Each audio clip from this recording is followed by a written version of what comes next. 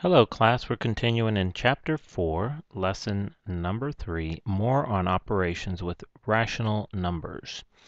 And we have here an illustration, a cartoon with a 6.27% per annum.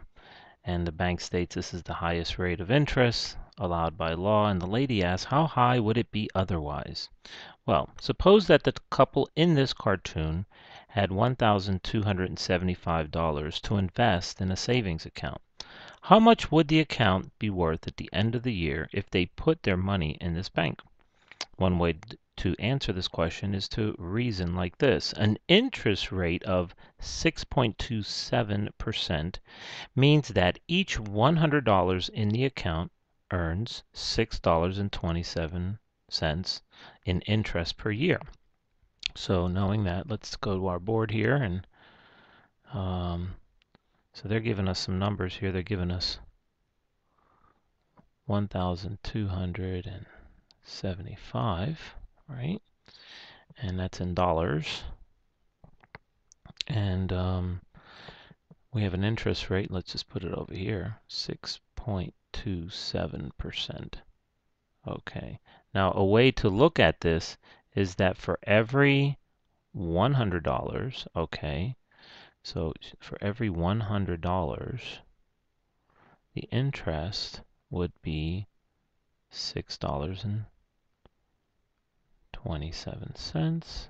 Okay, so for every, let's just write that here because that is not equal to, though, for every interest would be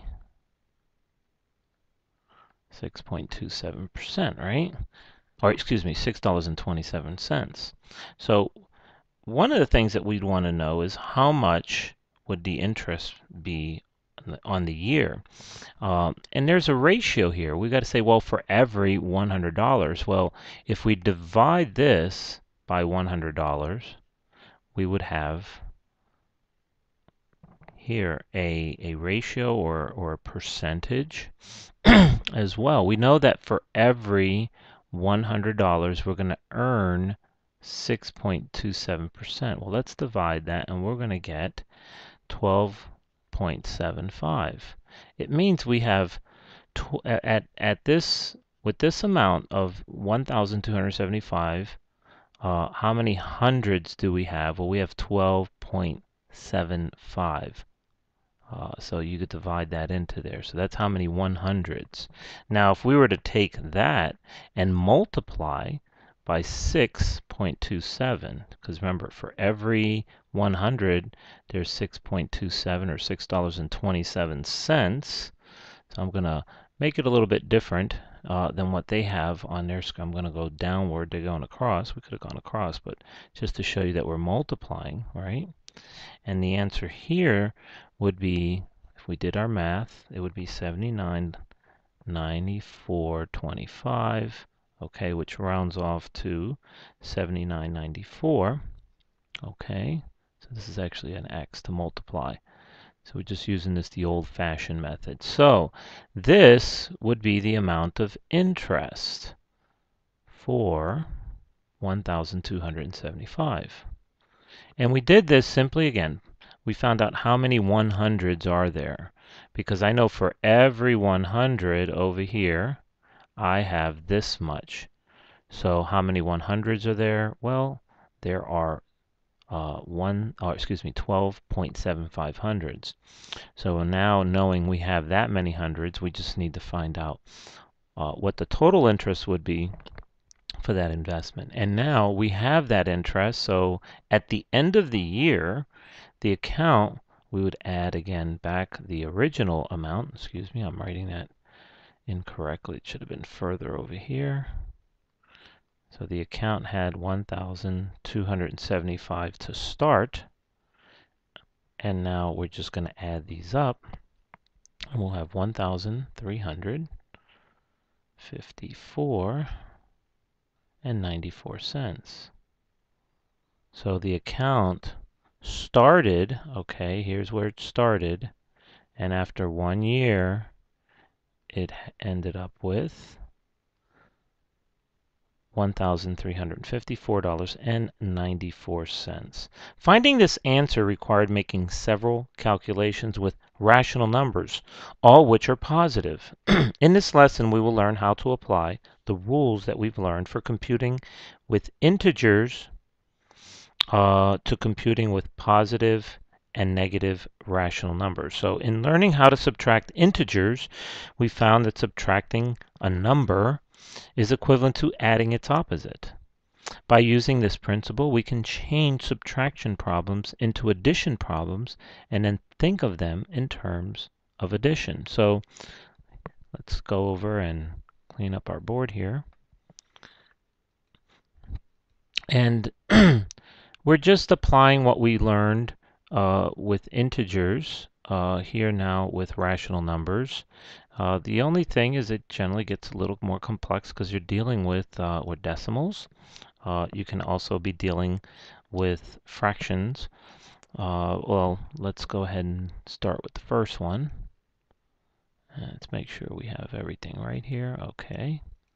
All right, let's see. What is the difference between 7.4 and negative 1.9? So we have 7.4. What's the difference between? All right, so we start off with the first one, 7.4, and we're going to subtract negative 1.9. Now, as I always say, it's probably best to put parentheses around here so we don't confuse our negative signs with our operands or our operations, and in this case it's subtraction. Now we know that we can simply turn this around into an addition problem by changing here this to plus. So let's go 7.4 and we'll change that to plus. And now we're going to go with the opposite of 1.9. Now it turns this into a fairly simple addition problem because we can simply add 7.4 and positive 1.9 and our answer will be 9.3. Now let's take a look at our next one. We're going to subtract negative 6.5 from negative 4.1. Now notice they said it differently. First they asked what was the difference between. When they ask for the difference between, you simply put them in the order. In this case, we're going to subtract 6.5 from negative 4.1. So that means we have to write the negative 4.1 first because we're going to subtract negative 6.5. So we have to write our equations properly to start. If we don't, we'll never get the right answer. Certainly, negative 6.5 minus negative 4.1 would be different. And I need to put my negative sign in here. Okay, so this is what it would look like. Now we're going to turn this into an addition problem. And that would be negative 4.1. That remains the same. Okay, the value of 4.1 is negative. We're going to change this operand here into plus. Minus turns into plus. And we go with the opposite of negative 6.5, which would be positive 6.5. So now we are adding a negative and a positive, and we need to look at what we have in front of us because remember, we always want to see, is this going to be positive or negative? Well, we know that 6.5, its value, is going to be greater. Well, greater in a sense that it has a higher absolute value, which we also learned in the previous lesson. And again, we're going to have a positive answer because of this. Now, the difference between these two, we can certainly apply the different methods. I like to look at the offset, and I've been showing you this. So if I were to go with the offset of this, I would say negative 4.1 plus 4.1, right? And that'll offset. But what am I left with over here from the 6.5? Because obviously I'm taking this out of the 6.5. Well, what would I be left with? Well, we can do the math. We can simply subtract it, and we know that we have 2.4 left. Okay?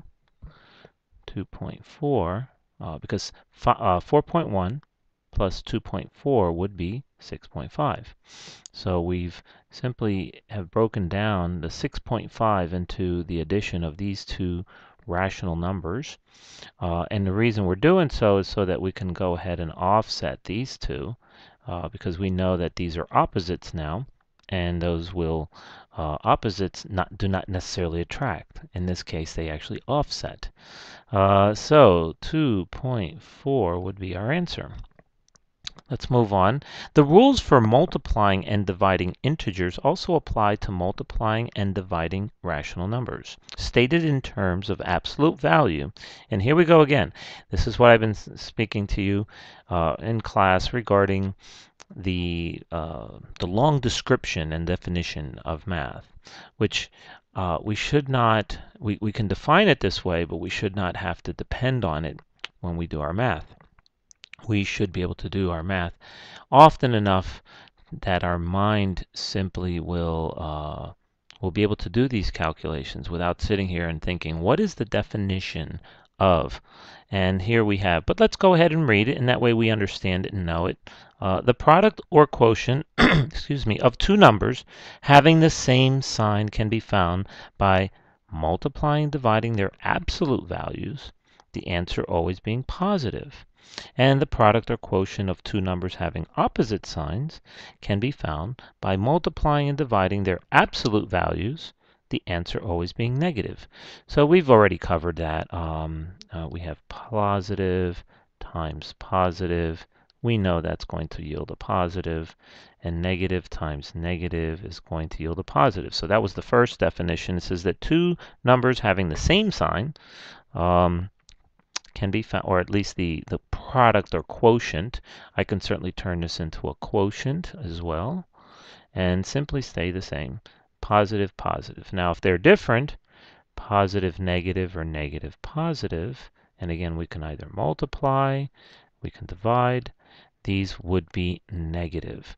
Now when they say taking the absolute value, it's simply setting aside the positive or negative. And let's go ahead and take a look at this. Example number 3, we have the product of negative 2.5 and 0.64. So let's write that. Negative 2.5 and negative 0.64. Now there's a reason why I'm saying that we're not always going to use these things. It's not generally done in math. And you say, well, why are they teaching us this? Well, this is pretty much what we're doing. We're taking the absolute value, but we don't necessarily rewrite things as they're showing it here. When we see here where they're going to take the absolute value of 2.5, negative 2.5, which is positive 2.5, and the absolute value of negative 0.64 is positive 0.64. Okay. And so now we're going to be multiplying the absolute values. So what happens when we multiply 2.5 times 0.64? Well, we would get 1.6. Of course, you could do that on a calculator. You can multiply yourself. But nonetheless, the answer is that. Now, would our final answer be positive or negative? Well, we had they were the same. They had the same sign. They were both negative. Therefore, our answer would be positive, and that would be this particular one that we did before, negative and negative. And again, going back to what I was stating, we're showing this to you the reason why math works this way. When you're doing your problems further along, you're not going to be rewriting these things into positives and then multiplying and then applying this. You're not going to be doing math that way. We're just using this particular lesson to show you how math actually works. It's just, I think, a little bit redundant. But redundancy isn't necessarily something bad when it comes to math, because doing things over and over and over again, as long as you're doing them right, will help you and strengthen your critical thinking skills. Now let's divide example number 4, 9.24, and we're going to divide that by negative 2.8, and applying what they are saying is that, well, we have a positive and a negative. So what they did was they moved the negative out here. Now that's something in particular that you should learn, is knowing that our answer is going to be negative, we can just plot that right on the outside. We can just move it, saying our answer is negative. How do we know? Well, there's a positive and a negative, and here we have that particular example of positive and a negative. Obviously, it's being divided. So let's go ahead and put the positive 2.8, but we moved it. Now, we don't just make that negative disappear. We have to keep it somewhere, and we just moved it out here. Now, had this been negative and negative, then we know the answer would have been positive. We could have gone simply like we did over here.